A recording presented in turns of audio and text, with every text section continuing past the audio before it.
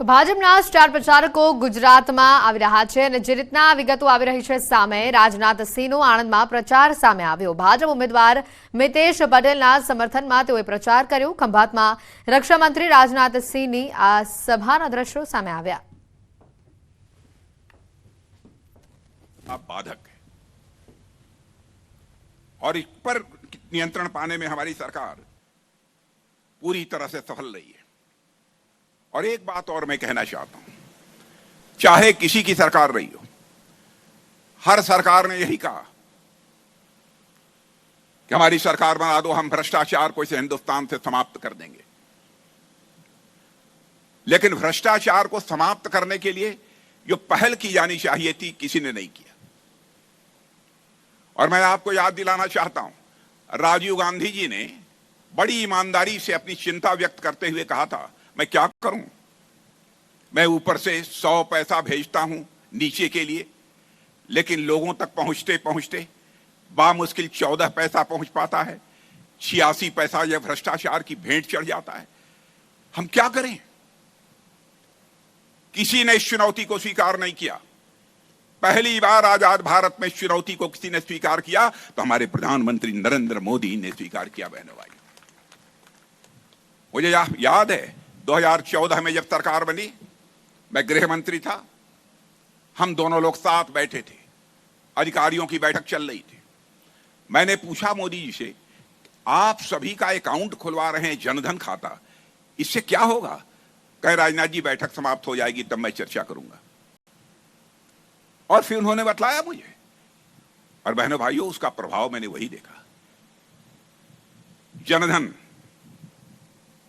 आधार और मोबाइल, इनकी ऐसी त्रिमूर्ति बना दी कि आज दिल्ली के बैंक से 100 पैसा निकलता है तो 100 का 100 पैसा आपकी जेब में पहुंचता है।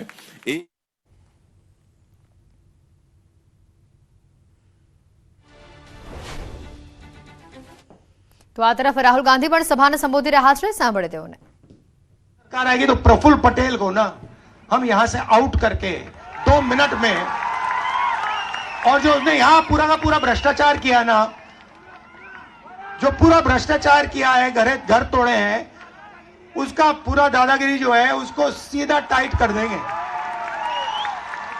सबसे पहला वो होगा। उसके बाद हम क्या करेंगे मैं बताऊंगा। आपको खुश करने आया हूं आज मैं यहां, मूड ठीक करने आया हूं। जो मोदी जी ने, अंकल जी ने आपका मूड खराब कर रखा है, वो मैं ठीक करने आया हूं। तो सबसे पहले क्या होगा, हिंदुस्तान के सब गरीब परिवारों की लिस्ट बनाई जाएगी, करोड़ों परिवारों की लिस्ट बनेगी, और हर परिवार में से एक महिला का नाम चुना जाएगा। अब आप पूछो क्या होगा, पूछो क्या होगा, मैं बताता हूं। उस महिला के बैंक अकाउंट में साल के 1 लाख रुपए डाल देंगे। हर महीने 8,500 रुपए खटाखट 1 तारीख को खटाक।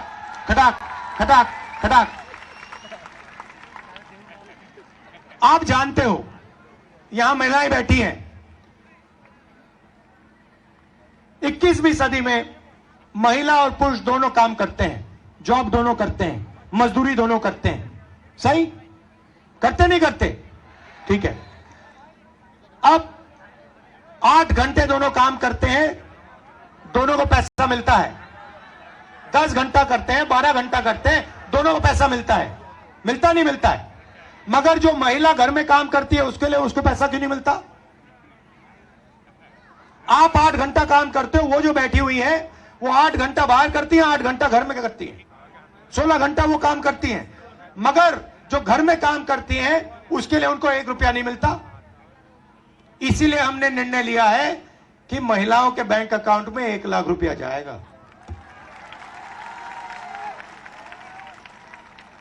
वो उससे आपका भी फायदा होगा। ये मत सोचिए कि वो पैसा आपको नहीं मिलेगा, वो मिलेगा, मगर महिला के बैंक अकाउंट में हम 1 लाख रुपए साल का डालेंगे। तो ये हो गई पहला कदम, करोड़ों लाखपति का पहला कदम। अब मैं आपको दूसरा कदम बताता हूं। यहां पे मुझे दिख रहे हैं नरेंद्र मोदी जी ने, अंकल जी ने बहुत सारे लोगों को बेरोजगार किया है। प्रफुल्ल पटेल जी ने बहुत सारी यहां पे नौकरियां खत्म की हैं, मुझे दिख रहा है। ये देखो, हाँ दिख रहा है। अब अंबानी का जो बेटा है वो जॉब मार्केट में घुसने से पहले તો હાલ જે રીતના દ્રશ્યો જોઈ રહ્યા છો, રાહુલ ગાંધી અત્યારે સભાને સંબોધી રહ્યા છે। કોંગ્રેસ ઉમેદવાર કેતન પટેલના સમર્થનમાં તેઓ હાલ આ સભાને સંબોધી રહ્યા છે અને સાથે જ બીજેપી સરકાર ઉપર તેઓ પ્રહાર પણ કરી રહ્યા છે। અને મહત્વની વાત, ગરીબ મહિલાના ખાતામાં 1 લાખ રૂપિયા જમા કરાવવાની પણ તેઓ વાત કહી અને જેમાં દર મહિને 8500 રૂપિયાની આ જમા પૂંજી તેઓના ખાતામાં સીધી મળશે તેની પણ વાત કહી। દમણમાં અત્યારે હાલ રાહુલ ગાંધી છે, જેઓ અત્યારે સભા સંબોધી રહ્યા છે। સીધા દ્રશ્યો આપને દમણથી બતાવી રહ્યા છે। દીવ દમણ બેઠક માટે રાહુલ ગાંધીનો પ્રચાર સામે આવ્યો છે। તો આ તરફ પોરબંદરથી વધુ વિગતો આવી રહી છે। દરિયામાંથી ઝડપાયું છે 90 કિલો હેરોઇન। એટીએસ અને કોસ્ટગાર્ડનું સંયુક્ત ઓપરેશન આ સામે આવ્યું। 90 કિલો હેરોઇન સાથે 14 પાકિસ્તાનીઓને સકંજામાં લેવામાં આવ્યા છે। એટીએસ અને ડ્રગ્સ માફિયાઓ સામસામે ફાયરિંગ પણ થયું। ફાયરિંગમાં બોટ ચાલક ઇજાગ્રસ્ત હોવાની માહિતી છે। ભારત લાવવામાં આવી રહ્યું છે હાલ આ ડ્રગ્સ।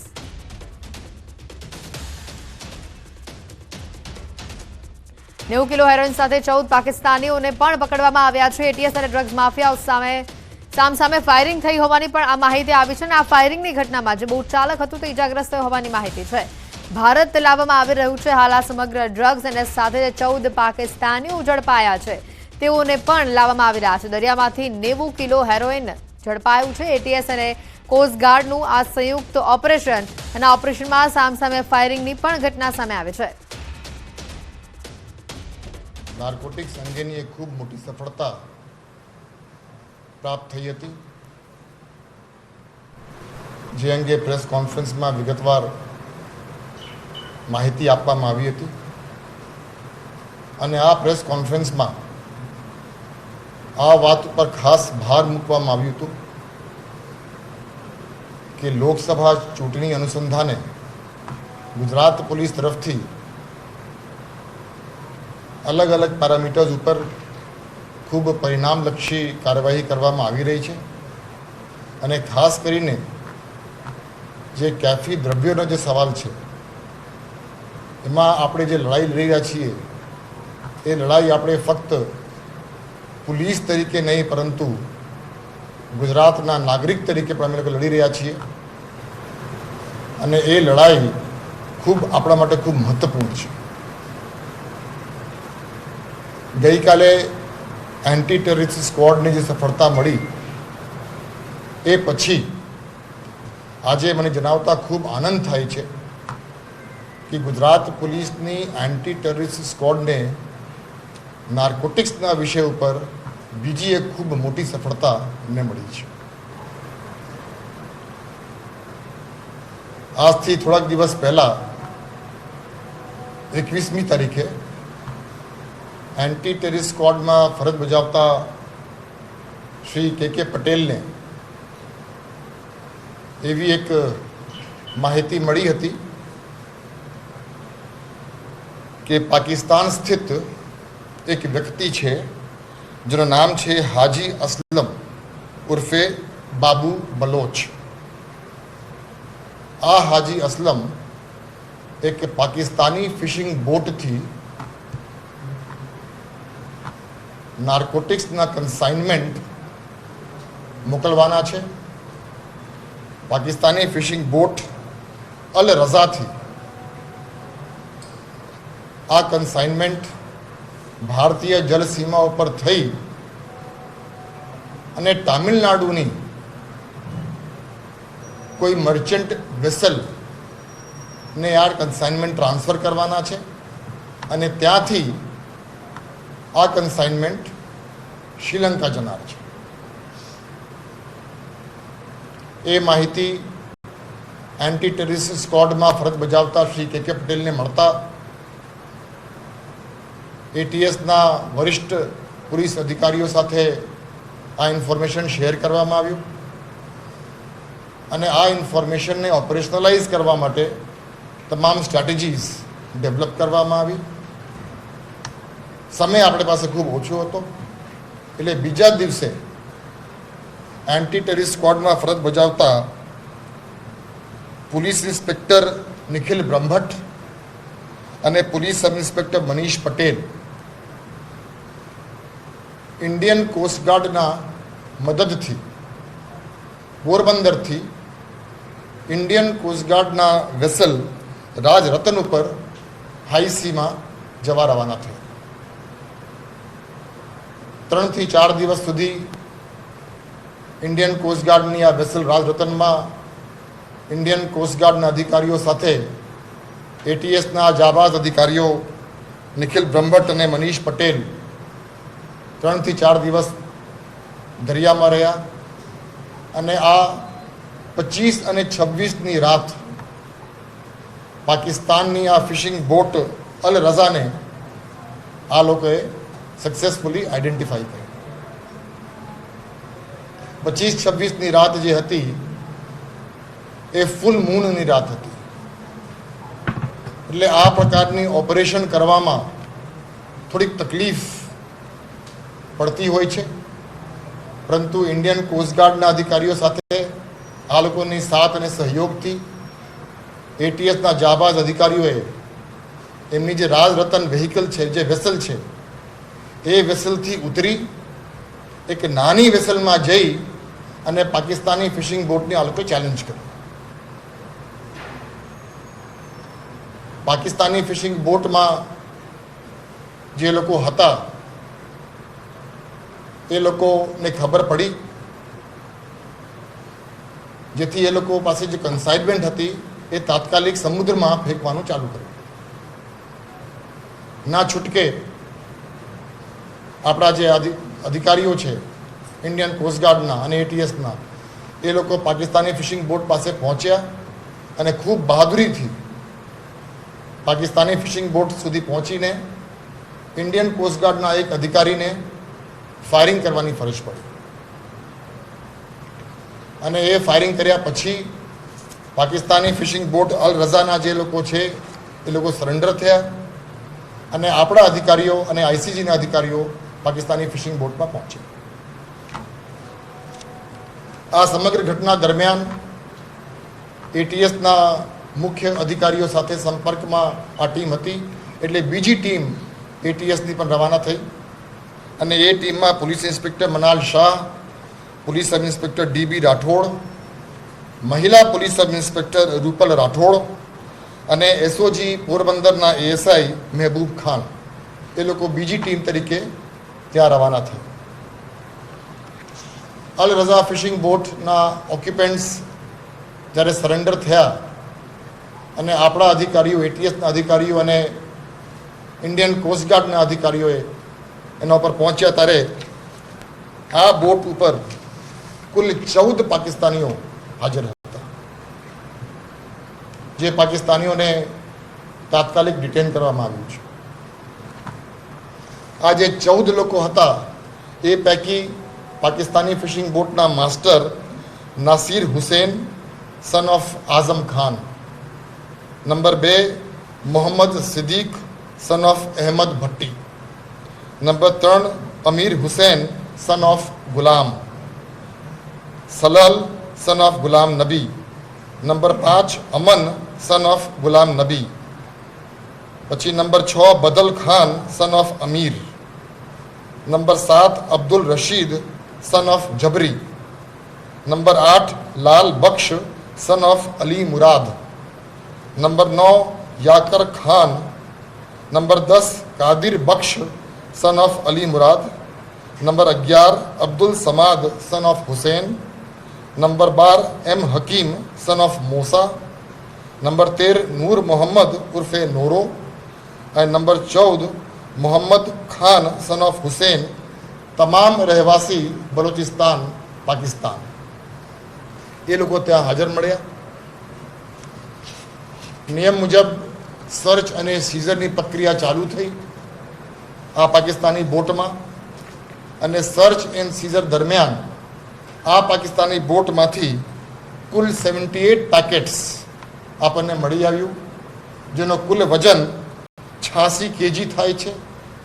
જેની પ્રાથમિક તપાસ જે થઈ છે એટલે આ 86 કેજીની જે કન્સાઇનમેન્ટ છે એ કન્સાઇનમેન્ટ હિરોઈન છે એવું આપણને ફલિત થાય છે પ્રાથમિક દૃષ્ટિએ, જેની ઇન્ટરનેશનલ માર્કેટમાં કિંમત આશરે 602 કરોડ છે, 602 crores ઇન્ડિયન રૂપીસમાં.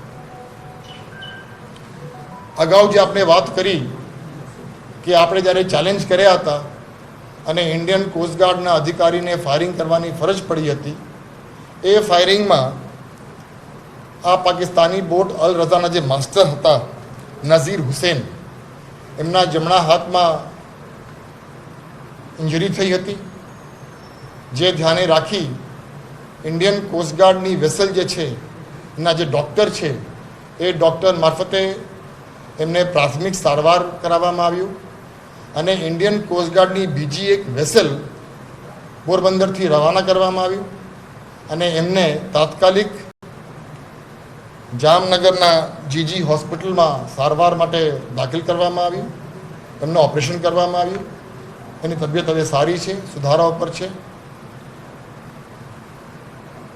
આપણે જે ફિશિંગ બોટ કેપ્ચર કર્યું છે એ હજી હવે પોરબંદર આવવાની તૈયારીમાં છે, કદાચ અત્યારે જસ્ટ પહોંચી ગયા હશે. એ ખૂબ મોટી સફળતા ઇન્ડિયન કોસ્ટગાર્ડના સાથ અને સહયોગથી અને સર્ચ એન્ડ સીઝરમાં અને જે બીજી ટીમ જ્યારે રવાના થઈ ત્યારે આપણે નાર્કોટિક્સ કંટ્રોલ બ્યુરોના અધિકારીઓને પણ ખૂબ સારું સાથ અને સહકાર આપણને મળ્યું છે અને એના કારણે ગુજરાત પોલીસની એન્ટી ટેરરિસ્ટ સ્ક્વોડને આપણી જે નાર્કોટિક્સની લડાઈ છે એમાં ખૂબ મોટી સફળતા આપણને મળી છે. કેમ કે આ સમગ્ર કેસનું ઇન્ટરનેશનલ રેમિફિકેશન્સ છે, એટલે આ કેસની તપાસ નાર્કોટિક્સ કંટ્રોલ બ્યુરોને સોંપવાનું આપણે નિર્ણય કર્યું છે, જે વધુ યોગ્ય રહેશે. એટલે હવે આ તપાસ નાર્કોટિક્સ બ્યુરો કંટ્રોલ બ્યુરો તરફથી આ કાર્યવાહી તપાસની કરવામાં આવશે. આ સમગ્ર ઘટનાક્રમમાં 2 થી 3 બાબત ખૂબ મહત્વપૂર્ણ છે, જે ખાસ આપના ધ્યાન ઉપર લાવવા માંગુ છું. સર્વપ્રથમ કે આ જે કન્સાઇનમેન્ટ હતી, મેં તમને જે વાત કરી 86 કેજી હિરોઈનની, એ કન્સાઇનમેન્ટ